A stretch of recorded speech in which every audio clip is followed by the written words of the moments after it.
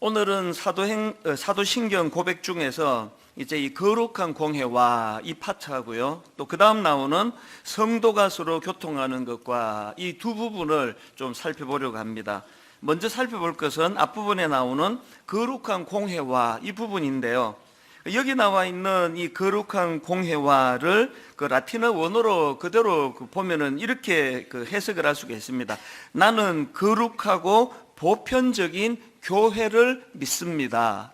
이렇게 번역할 수 있는 대목입니다. 사실 오늘 우리 시대는 이 교회가 불신을 당하는 그런 시대 아닙니까?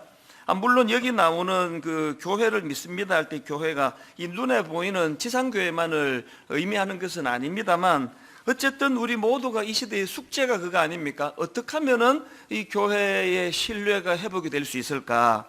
그런 의미에서 모든 성도님들은 이 사도신경을 고백하실 때마다 이런 마음의 소원이 있으면 좋겠습니다. 나는 교회를 믿고 신뢰하기 원합니다. 그런 마음으로 사도신경이 고백되기를 원하고요, 또 성도님들이 그렇게 신앙 고백을 하실 때 교회를 섬기는 목사인 저는 또 어떤 마음으로 기도해야 되겠습니까? 하나님, 정말 성도님들이 교회를 불신하지 않도록, 또 성도님들이 온전히 교회를 믿고 또 신뢰할 수 있도록 그렇게 투명하게 목회하는 목회자가 되기 원합니다. 이것이 또 이 고백 안에 담겨 있는 숙제라고 저는 생각을 합니다. 모든 예수 믿는 사람이라면 다 그런 마음의 소원이 있을 것입니다. 정말 내가 교회를 믿고 신뢰하고 싶다. 자, 그렇다면은 우리가 이 사도신경을 고백할 때 나는 거룩하고 보편적인 교회를 믿습니다라고 이렇게 고백하는데요, 그 믿음의 고백이 이루어지기 위해서, 그리고 또 교회가 정말 그 믿음의 대상이고 또 신뢰받을 수 있는 공동체가 되기 위해서 어떻게 해야 되느냐, 두 가지를 꼭 기억하셔야 됩니다. 교회가 신뢰받는 하나님의 공동체가 되기 원한다면 이 교회는 이 성령님의 영향력 아래 놓여야 된다는 겁니다. 이 지상교회는 다 죄성을 가진 인간이 모이고 인간이 운영하고 인간이 살피는 그런 공동체 아닙니까? 거기에 그 초대교회 사도행전 2장에 보면은 상상을 초월하는 2장 그 뒷부분 그 말미에 보면은 얼마나 아름다운 공동체의 모습을 보여줍니까? 그런데 여러분, 사도행전 2장 말미에서 서로 물건을 통용하고 뭐 있는 자 없는 자 구분 없이 서로를 섬기고 기도하는 충만한 공동체가 된 거는 그 구성원들이 우리랑 달라서 그런 게 아니고요, 사도행전 2장 말미에 그 초대교회의 그 놀라운 부흥의 역사가 일어나기 위해서 바로 사도행전 그 앞부분에 보면은 성령의 강력한 역사가 일어났다는 걸 기록하고 있는 거거든요. 교회는 원래부터 교양이 있고 우아하고 세련되고 이런 사람이 모여서 좋은 교회가 되면 그건 교회의 특징이 아닙니다. 이런저런 문제 많은 사람들이 모여서 성령님의 영향력 아래 놓여 있기 때문에, 이게 사도행전 2장에서 초대교회가 보여주는 굉장히 우리에게 중요한 가르침을 주는 그런 케이스라고 저는 생각을 하고요. 또 그런가 하면은 두 번째로, 교회가 이렇게 믿음과 신뢰를 회복하는 공동체가 되기 위해서는 무엇보다도 교회는 거룩을 회복해야 된다는 것입니다. 이 사도신경을 라틴어 원문으로 보다가 아주 흥미로운 포인트를 하나 발견했는데요, 지난주 살펴본 성령을 믿사오며, 그리고 그 다음 오늘 살펴볼 거룩한 공회와, 그리고 그 다음 나오는 성도가 서로 교통하는 것과, 이 세 가지를 보니까요, 이 세 개를 이렇게 관통해주는, 이것을 묶어주는 한 표현, 한 단어가 있는데 그게 거룩입니다. 먼저 성령을 믿사오며 할 때 그 라틴어 원문으로 보면은 성령님을 거룩한 영이라고 그렇게 표현을 하고 있고요, 그 다음에 이것이 이제 쭉 어떻게 연결이 되느냐, 자, 라틴어 원문에 각각 이것을 직역하면 이렇습니다. 거룩한 영, 성령을 믿습니다. 그 다음에 거룩하고 보편적인 교회를 믿습니다. 그리고 그 다음에 거룩한 자의 교제를 믿습니다. 성령님과 교회와 그리고 또 성도들 간에 일어나는 교제를 관통하는 공통점은 거룩이에요, 거룩. 이게 뭘 의미하는 건지 아시겠죠? 교회 공동체는요, 거룩하신 성령님께서 개입하시는 공동체이기 때문에 그 교회가 병들었나 병들지 않았나를 점검하는 많은 잣대 중에, 강력한 잣대 중에 하나가 이 교회가 거룩한 교회인가? 성도도 마찬가지고요. 자, 그러면 뭐 몇 번 말씀드렸지만 여기서 말하는 거룩이 뭐냐? 도덕적으로 윤리적으로 깨끗하고 거룩하다는 건 열매고요. 그 결과물이고, 여기서 말하는 거룩의 근본적인 의미는, 근본적인 뜻은 무엇과 다르다라는 뜻이에요. 무엇과 다르다, 이게 거룩입니다. 그럼 여기 나오는 무엇이 어떤 단어, 뭘 것 같습니까? 무엇이? 여기 나오는 무엇은 세상이죠. 세상. 이 교회에서 추구해야 되는 거룩은 세상과 다르다는 거예요. 세상과 구별된다는 겁니다. 베드로전서 2장 9절에 보니까요, 그러나 너희는 택하신 족속이요 왕같은 제사장들이요 거룩한 나라요 그의 소유가 된 백성이니, 여기만 봐도 나 자신이 거룩한 존재가 아니고요, 하나님께서 나를 그의 소유로 만들어 주셨기 때문에 구별된 자로서의 거룩이 여기에 나타나는 거고요. 바로 그 다음 나오는 이는 너희를 어두운 데서 불러내어 그의 기이한 빛에 들어가게 하신 이의 아름다운 덕을 선포하게 하라 하심이라. 여기서 말하는 거룩이 뭐라고요? 구별이에요. 어두운 데서 불러낸 상태, 이게 거룩입니다. 그래서 신명기 18장 9절에 보니까 내 하나님 여호와께서 내게 주시는 땅에 들어가거든 너는 그 민족들의 가증한 행위를 본받지 말 것이니, 또 마태복음 6장 7절 8절, 또 기도할 때에 이방인과 같이 중언부언하지 말라. 그들은 말을 많이 하여야 들으실 줄 생각하느니라. 그러므로 그들을 본받지 말라. 여기 보면은 기도라는 행위를 포함한 영적인 행위는 물론이고, 도덕적인 것, 또 윤리적인 모든 걸 다 포함해서 교회가 추구하는 거룩은 세상과의 다름이에요. 세상과의 차별성이에요. 한때 그 거창고등학교, 경남 거창 그 시골에 있는 거창고등학교가 우리 온 대한민국에 화제를 일으킨 적이 있었는데요. 그게 뭐냐 하니까 거창고등학교 직업선택 10계명, 한두 번은 다 들어보셨을 거예요. 이 거창고등학교가 기독교 학교 아닙니까? 그 학교가 표방하는 그 직업선택 10계명인데요. 화면으로도 제가 이거를 좀 부탁을 드려놨는데 한번 천천히 한번 보세요. 10계명 중에 첫째가 뭐냐? 월급이 적은 쪽을 택하라. 이 처음부터 심상치 않죠? 그럼 두 번째가 내가 원하는 곳이 아니라 나를 필요로 하는 곳을 택하라. 그 다음 세 번째가 승진의 기회가 거의 없는 곳을 택하라. 네 번째가 모든 조건이 갖추어진 곳을 피하고 처음부터 시작해야 하는 황무지를 택하라. 다섯 번째, 앞을 다투어 모여드는 곳을 절대 가지 마라. 아무도 가지 않는 곳을 가라. 여섯 번째가 장래성이 없다고 생각되는 곳으로 가라. 일곱 번째가 사회적 존경을 바랄 수 없는 곳으로 가라. 그만 읽을까요? 너무 그 현실성 없는 좀 황당한 얘기를 하고 있나 이런 생각을 하시는 분이 계실 텐데요. 조금만 참으면 다 끝나갑니다. 여덟 번째, 한가운데가 아닌 가장자리로 가라. 아홉 번째, 이게 압권입니다. 부모나 아내가 결사반대를 하는 곳이면 틀림없다. 의심하지 말고 가라. 마지막 열 번째, 왕관이 아니라 단두대가 기다리고 있는 곳으로 가라. 이 10가지를 딱 한마디로만 요약하면 세상과의 차별성입니다. 이래가지고 이걸 표방하는 학교에 어떻게 이런 학교를 보내겠냐고, 학교가 망하지 않았나? 그렇게 생각하면 오산이에요. 옛날에요, 고등학교 시험 봐서 들어갈 때 이 거창고등학교는 전국의 명문 학교였습니다. 생각이 좀 있고 의식이 좀 있는 크리스찬들은 애들을 다 여기다 보냈습니다. 시험이 얼마나 그 커트라인이 높았는지 모릅니다. 그런가 하면은 지난번에도 말씀드렸지만요, 제가 일만서도 파송 운동 준비하고 또 가평 우리 마을을 준비하면서 여러 전문가들 또 기독교 NGO 그런 여러 사람들을 만났는데요, 제가 만나본 사람들 중에 가장 많은 출신 학교가 한동대학교 출신이에요. 기독교 학교. 정말 그 자기의 어떤 유익을 구하지 않고 그 실력을 갖춘 그 사람들이 여러 곳에서 가치 있는 일을 하면서 그렇게 사는 것을 보면서, 그 한동대학교나 이 거창고등학교가 왜 이런 인재들이 모입니까? 세상과 차별화되니까요.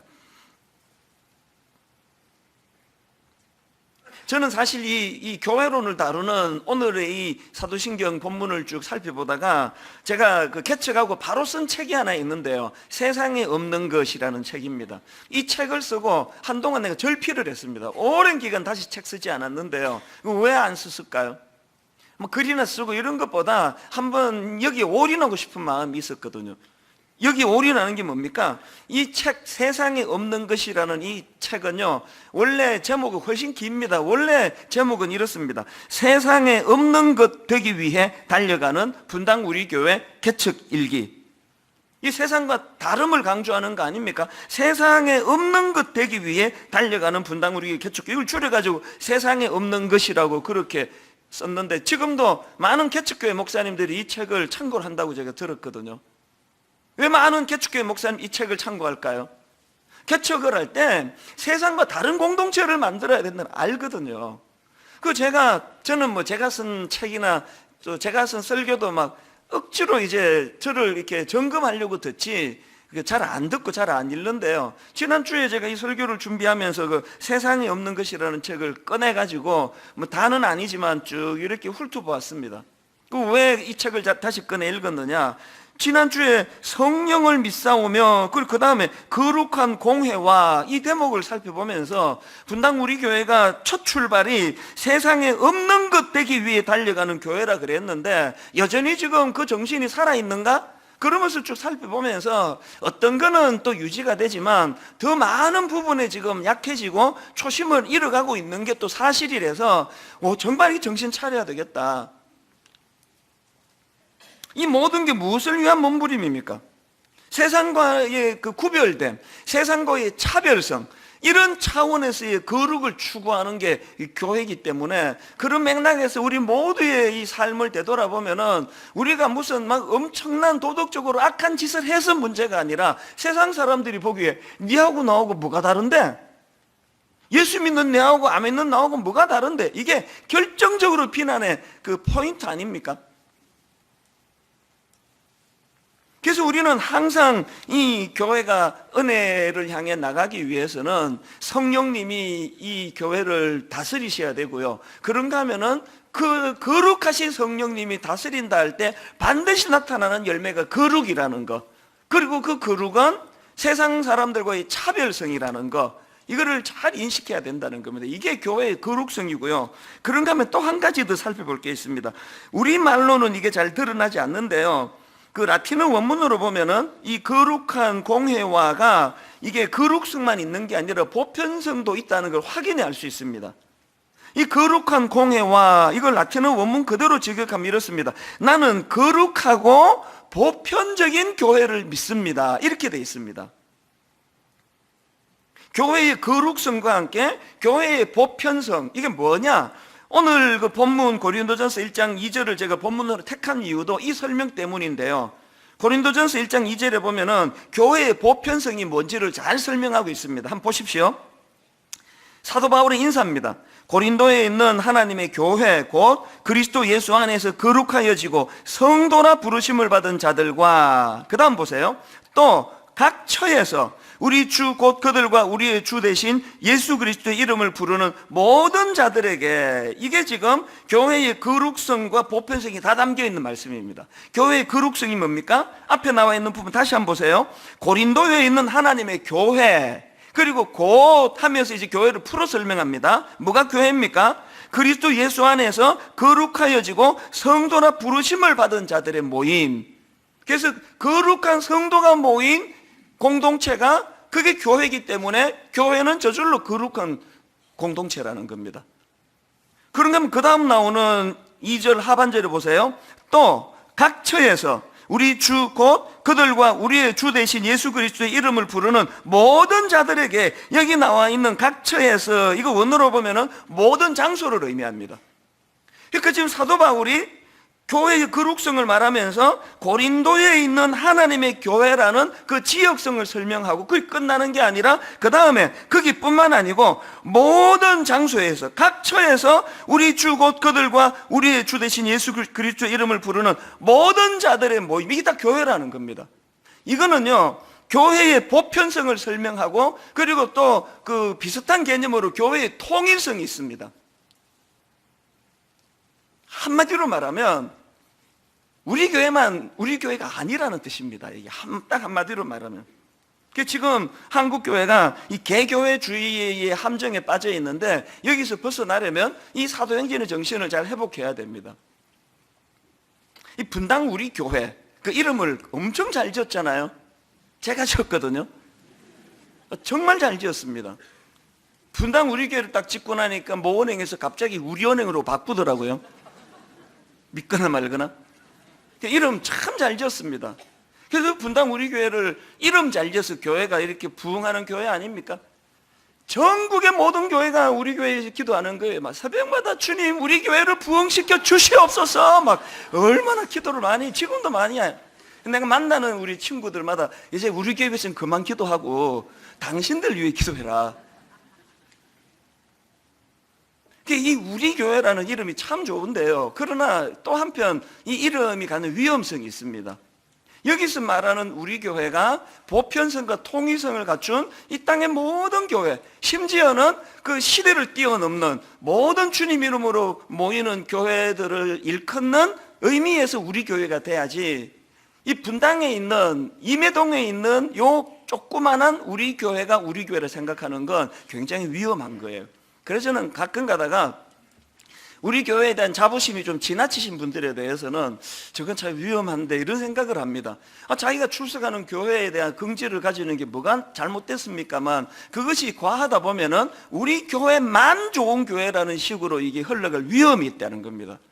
모든 이단교회의 특징은 우리 교회만 구원이 있다는 거예요. 모든 이단교회의 특징은 우리 교회만 좋은 교회라는 거예요. 여러분, 의도적으로라도 의식적으로라도 우리 교회라는 요 울타리에 갇힌 분당 우리 교회가 아니라 보편성과 통일성을 갖춘 많은 이 지역교회들을 돌아보는, 그래서 제가 전에도 한번 말씀을 드렸잖아요. 개척 초기에 우리 교회도 그때 초창기인데 또 이제 누구의 사정은 누가 알아준다고요. 이제 교회가 힘드니까 모든 교회가 다 힘들어 보이니까 그랬겠죠. 차 몰고 가거나 버스 타고 갈 때 눈에 보이는 교회들마다 다 축복하며 기도해 준 적이 있거든요. 상가의 간판이 보이는 교회마다 하나님 저 교회에도 똑같은 은혜로 그렇게 역사해 달라고 그렇게 축복하며 기도한 적이 있었는데요. 요즘은 이제 배가 좀 불러져 가지고 그렇게 기도 안 한 지가 꽤 됐습니다. 그 버스 타고 가시거나 할 때 한번 해보세요. 되게 시간도 잘 가고 좋습니다. 또 교회가 어떤 데 있나 이렇게 관찰하는 재미도 또 좋고요. 이런 차원에서 저는 참 오늘 가슴이 설레이는 게요, 하나님께서 어떻게 이 본문하고 또 이 성탄절을 이렇게 절묘하게 엮어주시는지 오늘 여기서 배우시고 마당에서 실습하는 시간이에요. 이게 무슨 말인가 하면은요, 마당에 가면 이제 크리스마스 섬김 축제 큰 그건 또 뒷부분에 설명할 거고요. 그 크리스마스 섬김 축제가 뭐냐 하면은 이제 오는 토요일 날 이제 다 패킹을 할 겁니다. 미자리 교회, 특히 그 농어촌 교회는요, 이게 다 고령화가 돼가지고 그 주일학교 애들이 지금 씨가 말랐잖아요. 그래서 한 교회에 3명도 있고 4명도 있고 그 애들이 얼마나 썰렁하겠냐고요.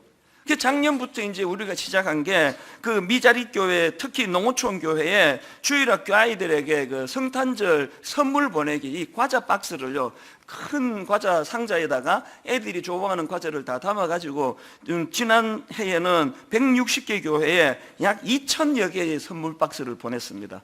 전국에 있는 농어촌 교회, 미자리 교회로 한 2,000 박스를 저희가 보냈는데요. 그 중에서 제가 참 마음이 훈훈했던 어떤 그 목사님의 글을 누가 보내준 걸 봤습니다. 이분이 그 페이스북에다가 어떤 간증의 글을 올렸냐면 이제 뒷부분의 부분이 감동이 됐는데 이해를 위해서 앞부분도 읽어드릴게요. 얼마 전에 분당 우리 교회 전도사님께서 영아부터 고등학생까지 몇 명이 모이느냐는 전화가 왔다. 이리저리 카운트를 해보니 제적이 13명이나 된다. 그래서 13명이라고 하니 성탄 선물 과자 박스 13개가 택배로 왔다. 서너 박스만 보내주셔도 감사할 텐데 애써 13박스를 챙겨 보내준 그 마음이 참 고맙다. 그리고 그 다음에 내용이 이겁니다. 우리도 이웃에게 뭘 좀 나눌 것이 없을까 고민하다가 마침 생각나는 작은 교회가 있어 13박스 중에서 7박스는 다시 다른 곳으로 보내기로 했다. 남아서가 아니라 나누는 것이 더 큰 기쁨이고 복이기에, 그리고 점점점하고 결론이래요. 그게 성탄을 기념하기에 더 적절하지 않겠는가. 어느 담임 목사가 애들 13명인데 이 박스 하나씩 건네줘가지고 기쁨을 주고 싶지 않은 목사가 어디 있겠냐고요. 그런데 13명 나오는 교회에 그 박스 절반 6개, 7개를 뚝 떼가지고 또 다른 어떤 이 박스가 필요한, 선물이 필요한 곳으로 보내주시고는 이게 성탄을 기념하기에 더 적절하지 않겠는가? 이 목사님은 교회의 보편성과 통일성을 정확하게 아시는 분이거든요. 제가 여러 번 강조해 드리지만 오늘 이 본문을 사도신경을 고백할 때마다 기억하시라고 다시 말씀드리는데요. 여러분 뭐 수요 예배나 새벽 기도나 이런 데는 굳이 막 1시간씩 걸리는 분당 우리 교회로 오지 마세요. 안 오셔도 됩니다. 가까운 교회로 가세요. 단 작은 교회로 가세요. 여러분이 예배를 통해서 얻어내는 게 이게 예배가 되면 곤란합니다. 예배는 서비스에 드리는 거예요. 하나님께 드리는 건데요. 여러분 어느 수요 예배에 어떤 작은 교회에 들어가 한 영혼이 목이 마르도록 기다리는 어떤 분에게, 그 설교자에게, 그 담임 목사에게 여러분의 그 출연이 그분에게 기쁨이 된다면 이게 예배 아닙니까 이게? 그리고 추석이나 설날 같은 때 우리 교회로 오지 말라고 제가 계속 강조하는 이유도 그거예요. 옛날에 그 강조를 잘못 듣고는요, 예배는 본교회에서 들어야 된다 이래가지고 막 그냥 막 딱 주일 새벽에 막 차 몰고 막 헐레벌떡 본교회로 오시는 분들이 계시는데, 그거는요 뭐 내 교회를 막 이 교회 저 교회 다니지 말고 그 내 교회를 지켜야 된다는 그런 의미이지, 이게 그 교회의 보편성이나 통일성을 무시하라는 게 아닙니다. 여러분 기왕에 그렇게 시골 교회 가셨으면 뭐하러 그렇게 부랴부랴 올라오세요? 그 교회에서 반드시 예배 드리셔야 돼요. 그리고 그 교회에 예배만 드리면 안 되고 막 이 교회에 낼 헌금 한 달치를 거기다 다 내고 오세요. 왜? 하나님께서 너 그 딴 교회 낸 거는 그 카운트에 안 들어가는 거 알지? 이런 거 아닙니다. 교회의 보편성, 교회의 통일성, 모든 주님의 이름을 부르는 사람들의 모인 곳이 다 교회거든요. 한때는요 추석과 설날에는 우리 교회가 아예 예배를 문을 닫으려고 생각되었습니다. 아예 여기서 예배를 안 드리면은 작은 교회로 가시겠지 그랬는데, 많은 분이 충고하기를 그러면 그 옆에 있는 대형 교회로 갈 거라고. 신앙은요 거기 가서 내가 뭐 무슨 은혜를 받지, 얻을 게 뭐지, 이런 것으로 시작해서 주신 은혜를 나누는 데 있거든요. 이번에 여러분 제가 오늘 그런 의미에서 이제 제가 오늘 1일 판매원이 되기로 하는데요, 두 가지 물품을 제가 팔려고 합니다. 작년에도 했는데요, 이 배지를 판매하려고 합니다. 이 크리스마스 배지가 막 얼마나 잘 만들어졌는지, 이거는 또 작년 디자인하고 다른 새로운 디자인인데 뭐 사진은 좀 촌스럽네. 근데 진짜 보면 예뻐요. 그래서 이제 이 4개 해서 10,000원에 모시겠습니다.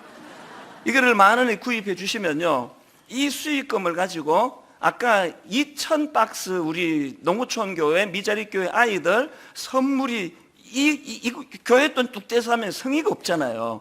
여러분이 이거 빠찌 하나 팔아주는 이걸로 한번 상상을 해보세요. 그 어린 시골의 아이가 교회에서 엄마 이 선물을 주더라고 그 큰 박스를 들고 기뻐 뛰어가는 그 모습을 한번 상상을 해보세요.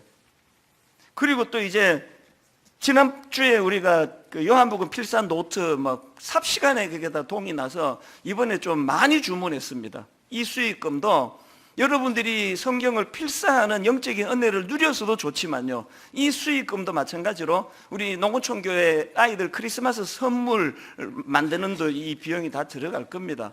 왜 이렇게 할까요? 이게 교회거든요. 내 한 교회 그렇게 잘 지내고 잘 먹고 잘 사는 게 하나님의 뜻이 아닙니다. 이게 이 사도행전의 거룩한 공회와 이 말씀 속에 담겨있는 의미라는 것입니다. 그런가 하면 이제 그 다음에 두 번째로 살펴볼게요. 바로 그 다음 나오는 성도가 서로 교통하는 것과 이 부분인데요, 이걸 라틴어 그대로 직역을 하면 이렇습니다. 나는 거룩한 자의 교제를 믿습니다. 이 거룩한 자의 교제를 믿습니다. 그 상담가 폴 트루니에가 이런 말을 했습니다. 세상에서 절대 혼자 할 수 없는 것이 두 가지가 있다. 첫째는 결혼이고 둘째는 신앙생활이다. 결혼을 혼자는 절대로 못하는 것과 똑같이 신앙생활도 혼자 하는 거 아닙니다. 혼술, 요새 뭐 혼밥, 또 혼자 영화 보는 거, 혼자 여행 가는 거, 이 혼족이 되는 게 지금 뭐 거의 이 시대의 거의 그 붐이라고 그러는데요. 다 혼자 하실 수 있는데 신앙생활은 혼자 하시는 거 아닙니다. 그게 성경의 원리거든요. 그 신앙생활에서 혼자 할 수 있는 게 신앙이 아니라면 이런 말도 있지 않습니까?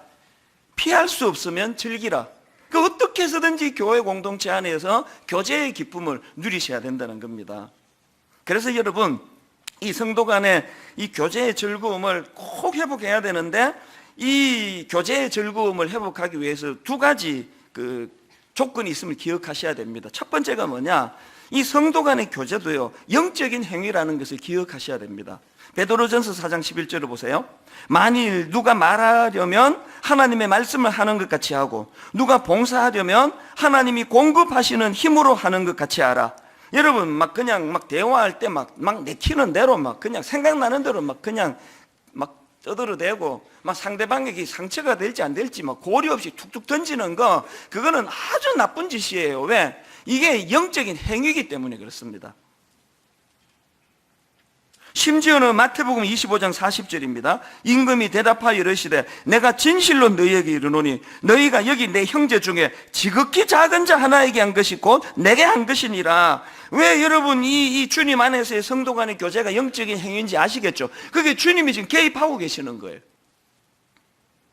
히브리서 13장 1절 2절 형제 사랑하기를 계속하고 손님 대접하기를 잊지 마라. 이로써 부지 중에 천사들을 대접한 이들이 있었느니라. 형제에 대한 사랑과 섬김이 하나님의 대리자인 천사와 연결되는 것도 같은 맥락 아닙니까? 그래서 여러분, 우리가 믿음이 생기면요, 그 믿음을 실습하는 게 이 교제예요.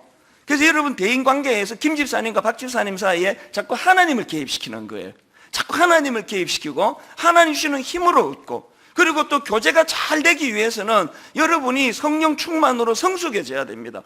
제가 언젠가 그 비행기를 타다가 굉장히 큰 그 깨달음을 하나 얻었는데요. 맨 처음에 이제 비행기 타면은 여러 주의할 거를 알려주지 않습니까? 그 중에 하나가 비행기가 문제를 만나면 이 산소 마스크가 위에서 확 내려오는데, 이런 노약자나 어린아이들을 잘 돌봐야 된다. 그걸 강조하면서 뭐라고 말하는 게 하니까, 산소 마스크가 내려오면 먼저 본인이 안전하게 착용을 하고, 우리 생각에는 그 약자들을 먼저 도와야 될 것 같은데요. 먼저 본인이 안전하게 착용을 하고, 그리고 아이들과 노약자나 또 연약한 사람을 도와라. 이런 요지로 제가 그 안내문을 줬는데, 굉장히 제가 그때 이 성령님께서 또 이렇게 멘트를 하시는구나. 여러분, 이웃을 잘 섬기기 위해서 여러분이 먼저 성령 충만하셔야 됩니다. 여러분이 먼저 은혜의 공급을 많이 받으셔야 돼요. 부부간에 믿음이 좀 좋은 배우자가 있고 믿음이 약한 배우자가 있다면, 여러분 믿음이 좋은 배우자가 늘 하나님 은혜를 공급받아야 돼요. 내가 먼저 회복이 그래야 상대방을 섬길 수 있다는 것입니다. 창세기에 보면은 아담이 범죄하고 나니까 그렇게 내 뼈 중에 뼈요 살 중에 살이라고 기뻐했던 그 여자가 비난의 대상이 되잖아요. 이 여자 때문에 내가 이렇게 됐다고. 여러분, 가정 회복을 위해서는요, 부부가 그냥 외식도 하고 영화도 보러 가고 노력 많이 해야 되지만, 더 중요한 건 믿음 좋은 그 사람이 먼저 믿음이 회복돼야 될 줄로 믿습니다. 그런가 하면은 여러분, 성도 간의 교제의 즐거움을 회복하려면 한 가지 더 기억하셔야 되는 게 있는데요. 그리스도 안에서의 교제란 기본적으로 자기가 가진 것을 나누는 것을 의미한다는 겁니다. 이 성도가 서로 교통하는 것과 이 부분에 대한 자료를 찾다가 보니까요, 그 만화 사도신경이라고 있습니다. 그 만화라서 가볍게 생각하시면 안 됩니다. 그 굉장히 중요한 엑기스들만 그렇게 묶어서 참 잘 만든 만화책인데요, 거기에 보니까 이 성도가 서로 교통하는 것과에 대하여 이런 설명을 해놓았더라고요. 자, 들어보세요. 여기서 교제란 나눔을 의미합니다. 성도의 교제는 곧 하나님을 아는 지식을 나누는 것이며 하나님께 받은 은혜와 사랑을 나누는 것입니다. 성도의 교제는 은사의 나눔을 포함합니다. 성도의 교제는 물질적 나눔까지 포함합니다. 그러고 보면 제가 아까 초대교회 사도행전 2장에 놀라운 교회의 영적 성숙과 부흥을 설명했는데요, 이 흐름을 한번 보세요. 사도행전 2장 42절, 그들이 사도의 가르침을 받아 서로 교제하고 떡을 떼며 오로지 기도하기를 힘쓰니라. 사람마다 두려워하는데 사도들로 말미암아 기사와 표적이 많이 나타나니, 먼저 영적으로 그 성도들에게 은혜가 많이 임했습니다. 그랬더니 바로 그 다음 44절부터 보세요. 믿는 사람이 다 함께 있어 모든 물건을 서로 통용하고 또 재산과 소유를 팔아 각 사람의 필요를 따라 나눠주며, 교회에서 이루어지는 성도 간의 교제는 기본적으로 자기가 가진 것을 나누어 주는 거라 그랬잖아요. 은혜 받으면 그 은혜를 나누어 주는 거고, 물질로 여유가 있으면 물질을 가지고 그대로 섬기는 것이고, 이런 의미에서 오늘 저는 또 마당에서, 아까 너무 이제 성격이 급해가지고 아까 설명하려다가 주춤한 내용인데요, 마당에서 정말 좋은 잔치가 벌어집니다. 크리스마스 추리가, 우리 이번에 그 청년, 고마운 그 청년들이 추리를 잘 만들었는데요, 그 크리스마스 추리에 보면은 이런 사랑의 열매가 주렁주렁 달려 있을 거예요. 엄청 많이 달려 있습니다. 이게 뭐냐 하니까 몇 주 전에 말씀드렸잖아요. 그동안 매 성탄절마다 우리가 이제 그 헌금한 거 가지고 그 외부 기관에다가 이 헌금을 다 이제 그 기증을 했는데요, 올해는 이제 우리 교회 안에 있는 정말 위로가 필요한 분들을 주님의 이름으로 위로를 좀 하자고, 그래서 올 한 해 참 이런저런 아픔을 통해 위로가 필요한 분들 사연을 접수로 받겠다 그랬더니 지난 한 주 동안에 막 쇄도에서 들어왔습니다. 그 중에 뭐 사연이 뭐 예를 들면 이런 겁니다. 이런 사연이 들어왔습니다. 이름은 안 밝힙니다. 누군지. 모 성도는 최근 아내가 큰 사고를 당했습니다. 어린 두 딸이 있는데 엄마를 많이 찾고 있습니다. 이 아이들에게 겨울용 파카로 엄마 품을 대신할 수는 없겠지만 작은 온기로 위로해 주시면 좋을 것 같습니다. 그 사연 중에 하나가 그거더라고요. 그런가 하면은 또 주일학교 동료 교사를 위해 가지고 어느 분이 이렇게 사연을 올렸습니다. 땡땡 주일학교 부서에서 봉사하는 모 선생님은 어머님께 신장을 공유하기로 결심하고 이식 수술을 준비하고 있는 청년입니다. 어머님의 마음을 너무나 잘 헤아리고 복음과 믿음으로 가정을 세우려고 합니다. 수술 후 어머님과 영화도 관람하고 식사 나누며 행복한 시간을 보내게 해드리면 좋겠습니다. 그리고는 이분이 제안한 게 뭐냐, 선물, 영화 티켓 2장, 그리고 2인 식사권. 그래서 이제 이식 수술을 하고 그 어머니와 아들이 오손도손 함께 영화 보고 밥 먹을 수 있도록 그렇게 선물을 보내주면 좋겠다. 그래서 요거 내가 찜했다. 이거 제가 할 거예요.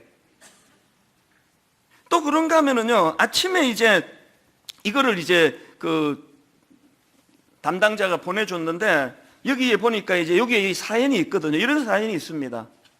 모 성도는 굳게 신뢰했던 동업자의 공공 횡령으로 인해 오랜 시간 동안 소송이 진행 중에 많은 어려움을 겪고 있습니다. 오가는 길에 조금이라도 보탬이 되고 위로가 되길 바라며 주유비를 선물해 드리고 싶습니다. 모든 크리스마스 그 열매가 다 이걸로 지금 장식이 되어 있는데요, 이런 사연이 다 왔습니다. 어떤 입시 고3 학생에게는 이런 너무너무 가슴 아픈 일을 지금 겪었는데 그 아이에게 아이패드를 선물하면 좋겠습니다. 이런 여러 가지 선물이요, 무려 325개가 들어왔습니다. 그래서 이제 이 사랑의 열매를 달아놨으니까요, 이제 나가시다가 이 열매 원하는 대로 하나씩 그냥 여러분이 가져가시면 돼요. 그리고 이 사연을 적어 놓은 거는 이건 놓고 이분을 위해 기도해 드리라는 뜻이고요. 그리고 이것이 이제 감사 그 헌금 봉투가 됩니다. 그리고 많은 부담을 안기면 곤란하다 그래서 한 그거당 5만 원이에요. 난 2개를 하겠다, 난 3개를 하겠다. 그렇게 이것들이 다 규합이 되면 이 모든 사연에, 아까 그 여러분 그 아내가 큰 사고를 당한 그 아이들에게 겨울용 파카, 이 엄마 품을 대신할 수는 없지만 교회가 주님의 사랑으로 이걸 선물해 놓으라고, 그 파카를 입을 그 애를 생각하니까요, 진짜 내 딸, 내 손주처럼 그렇게 마음이 기쁘더라고요. 현장에서 헌금을 하셔도 되고요, 아니면은 그 열매 이거 봉투를 갖고 오셔가지고 다음 주일 헌금하면 하셔도 되고요. 그리고 계좌 번호를 홈페이지에다가 이제 올려드렸 아마 이미 올라갔을 거예요. 거기로 헌금해 주시면 돼요. 한 계좌 하셔도 되고요, 10계좌 하셔도 됩니다. 그렇게 해서 이 325분에게 이 선물이 다 되고, 그리고 여러분의 헌금이 남으면 저희 교회가 지금 하고 있는 그 이삭 죽기 헌금 아시죠? 거기로 이 모든 헌금 전액이 다 갑니다. 우리 교회가 이웃사랑 헌금이 두 개인데요, 하나는 우리 교회 안에 도와야 될 성도를 돕는 기금이 이삭 죽기 헌금이고요, 그런가 하면은 교회 바깥에 안 믿는 사람을 포함해서 교회 바깥의 사람을 돕는 기금이 긴급구호뱅크입니다. 송파 새 모녀 자살 사건을 계기로 교회가 그 목도 늘마가 없어서 자살하는 사람들을 좀 막아보자, 이렇게 시작한 게 긴급구호뱅크인데, 고맙게도 지난 5년 동안 그런 긴급 상황에 있던 이웃 1330명에게 17억 9,400만 원이 들어갔습니다. 한 푼도 교회 재정으로 한 거 없고 다 여러분이 주신 거예요. 다른 교회 성도님들도 여기에 동참을 하신 거거든요. 이번 성탄절날 정말 주님께 이 사랑의 열매를 한번 맺어 드리자는 거거든요. 그 추리에는요, 우리 교회 성도들의 사연도 있지만, 이번에 이웃사랑의 날이니까 이웃사랑부에서도 추천하는 이웃들 많습니다. 저한테 이런 내용을 보내왔습니다. 그 이웃사랑부에 추천한 이웃, 독거 어르신들의 월동을 위한 난방비, 복지 사각지대에 있는 이들의 통원 치료를 위한 교통비, 의료비, 자녀를 위한 내복, 외투, 월세, 교통비가 없어 먼 거리를 걸어 다니는 청소년들에게 주는 교통카드, 이런 것들이 다 여기 지금 달려져 있습니다. 교회가 자선단체도 아닌데 왜 이런 일을 하느냐, 이렇게 말씀하지 마세요. 교회는요, 내 교회를 넘어 이 땅에 있는 모든 교회가 다 잘 되기를 주님 앞에 함께 기도하는 공동체고, 또 내 교회를 뛰어넘어 이 시대와 민족을 섬기는 데가 그게 교회인 줄로 믿으시기를 바랍니다. 오늘 저는 말씀의 마무리를 이렇게 하기 원하는데요, 이거 담당하는 교역자가 저한테 메일이 왔는데 너무 마음이 뭉클한 내용이 있었습니다. 이분이 이게 300 몇십 통의 사연을 보면서 내린 결론이 이겁니다. 고통의 무게는 모든 사람들에게 똑같다는 것을 새삼 느낄 수 있었습니다. 젊은이는 젊은이대로, 어른은 어른대로 고단한 인생의 걸음을 걸어가는 수많은 사연을 접했습니다. 그런데 그 다음 이분의 결론, 그런데 소망이 있는 것은 고난의 터널을 통과하는 이분들에게 든든한 응원 부대가 있다는 것입니다. 이게 교회인 줄로 믿으시기를 바랍니다. 오늘 여러분 또 이웃사랑의 주일과 겹쳐서 이제 이웃사랑부에서 만든 영상 이거 보여드리고 오늘 설교를 마무리하려고 하는데요, 내용을 한번 주의 깊게 살펴봐 주시면 좋겠습니다. 같이 보시기 바랍니다.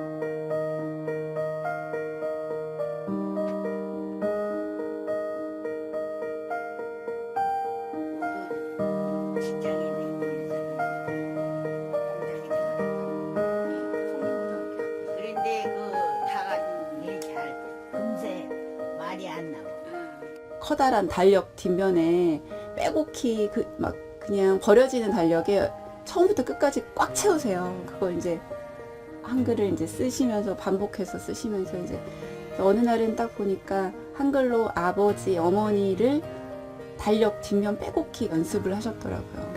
또 어르신이 최근에 집 근처에 있는 또 작은 교회 나가시기 시작했거든요. 한글 공부를 그렇게 열심히 하는 이유가 알고 보니 이제 교회 나가면 내가 찬송가라도 따라 불러야 되고 성경도 읽어야 되는데 글을 모르니 그거라도 하려고 내가 한글 공부를 열심히 하는 거다. 이제 그렇게 말씀하시는 거 보고 너무 정말 감사하고 감동받았던 그 에피소드가 가장 기억에 남습니다.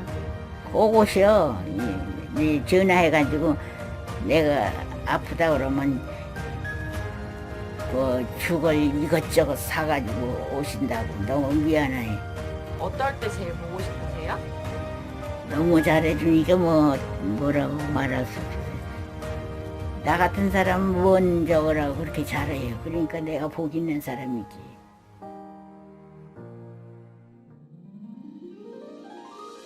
가장 기억에 남는 거는 제가 아이들을 가르치면서 제가 중등부 시절에 저를 가르치셨던 선생님 생각이 가장 많이 났습니다.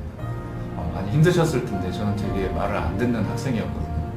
근데 그때 정말 사랑으로 우리를 가르치셨겠구나 생각이 들었고, 또 저의 모습을 생각하고 아이들을 보면 지금 아이들은 정말 착하고 귀엽거든요. 그래서 기쁨으로 봉사하고 있습니다. 최근에 에듀로 졸업한 학생들이 에듀투게더에 와서 봉사하는 친구들이 많이 있습니다. 그 모습을 보면 이런 부분이 사랑의 선순환이구나 하는 생각이 들고, 또 이 아이들이 자라서 다음 세대 아이들에게 그런 사랑을 잘 전해줬으면 하는 바람이 큽니다.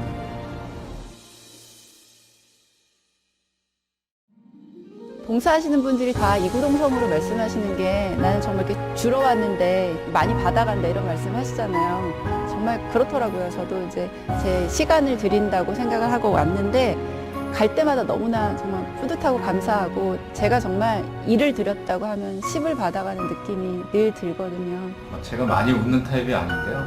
사실 봉사를 하면서 목요일날 수업을 할 때 가장 많이 웃는 것 같습니다. 그리고 또 아이들을 보면 너무 이렇게 기쁜 마음이 많이 들어요. 그래서 그런 모습을 보면서 제가 비록 봉사를 하러 왔지만 오히려 더 크게 저에게 은혜가 되는 걸 많이 느낍니다.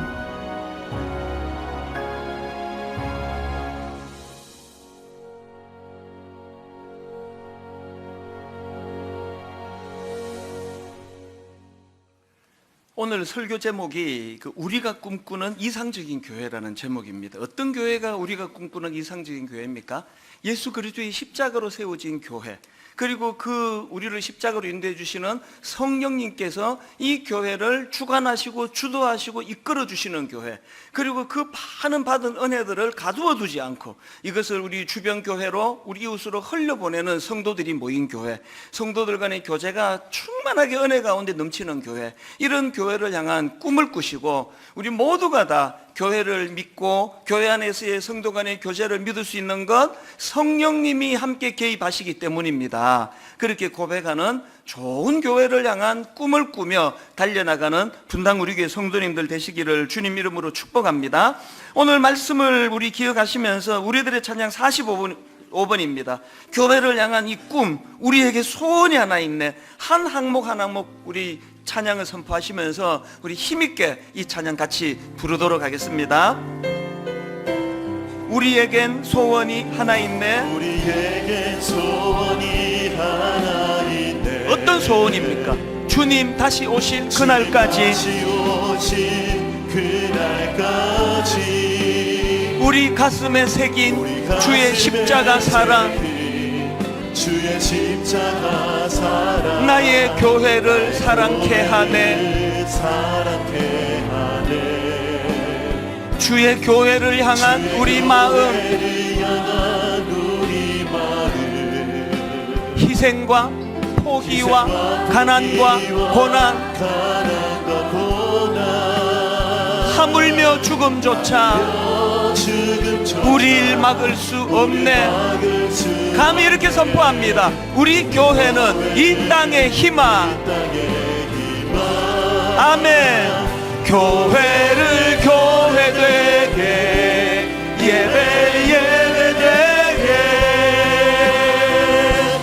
우리 사용하소서. 진정한 부흥의 날 오늘 임하도록 우리 사용하소서. 우리 꿈을 가지고 다시 한번 우리에겐 소원이 하나 있네. 주님 다시 오실 그날까지 우리 가슴에 새긴 주의 십자가 사랑, 나의 교회를 사랑케 하네. 주의 교회를 향한 우리 마음, 여러분 교회를 향한 이 마음을 선포하십시오. 희생과 포기와 가난과 고난, 하물며 죽음조차 우리 막을 수 없네. 힘있게 선포하십시오. 우리 교회는 이 땅의 희망. 교회를 교회되게 예배되게 우리 사용하소서. 진정한 부흥의 날 오늘 임하도록 우리 사용하소서. 이를 가능해 하시는 성령님, 성령 안에 예배하리라.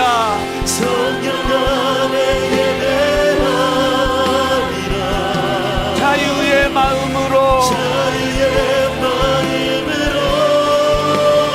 사랑으로 사역하리라. 교회는 생명이니 우리 다 자리에서 일어나셔서 힘있게 선포합니다. 교회를 교회되게 예배를 예배되게 우리 사용하소서. 진정한 부흥의 날 오늘 임하도록 우리 사용하소서. 우리 마음의 소원을 가지고 힘있게 한번 더 선포합니다. 교회를 교회되게 예배를 예배되게 우리 사용하소서. 진정한 부흥의 날 오늘 임하도록 우리 사용하소서.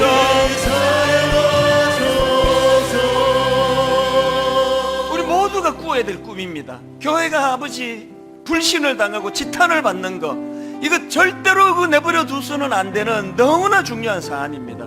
하나님, 목사인 저부터 교회가 신뢰받을 수 있도록 하나님 더 의지합니다. 이 교회가 성령 공동체 되기 원합니다. 십자가로 세워진 교회라는 사실을 믿음으로 보기 원합니다.